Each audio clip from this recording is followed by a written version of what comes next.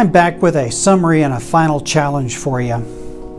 Look, you've heard my 10 reasons to send and go through the IMB, but what next? The IMB stands out because of their teleological clarity, their historical precedents, their theological standards, their theocentric center, their ecclesiological focus, their anthropological concern, corporate and personal accountability, methodological innovation, individual support, and finally, missiological development.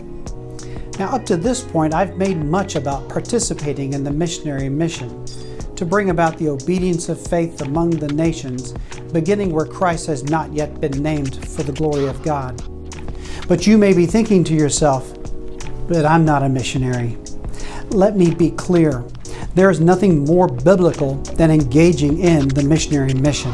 And let me be clear, it is no less biblical to lead the church to engage in the missionary mission. Properly understood, these two statements are true because participating in the missionary mission is not relegated to going. Rather, engaging in the missionary mission includes 5 key actions. First of all, pray. Prayer is not our last resort. It is our best beginning, middle, and end. Pray for the mission. Pray for missionaries. Pray for the lost.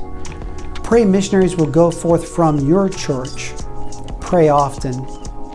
Secondly, give. Giving is not a lesser act, but an exercise of faith, at least according to Paul in Romans 12:8 and 13. So contribute to missions and do so generously. Remember, the beauty of our cooperative effort is that we do together that which we cannot and should not do apart. Number 3, teach. Missions education used to be a hallmark of Baptist life, and I'm afraid that we've lost that for the most part, or perhaps we've just misplaced it.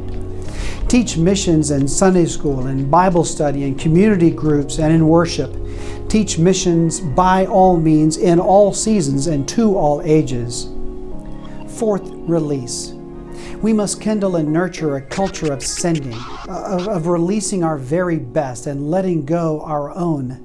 But this can be hard, very hard.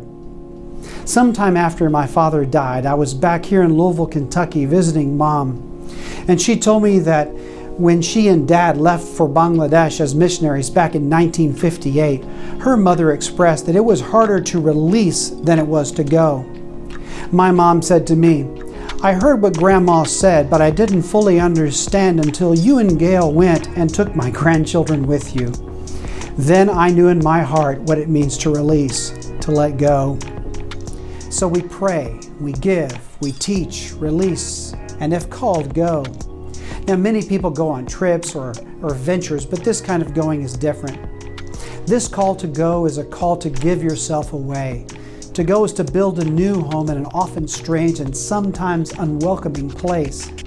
It is to set your hand to the plow and not look back in longing. I would add that in your going, the Lord will give you joy and friendships that you never imagined possible. So go to the nations. Well, there you have it. Pray, give, teach, release, and if called, go. I think that should do it. I'll see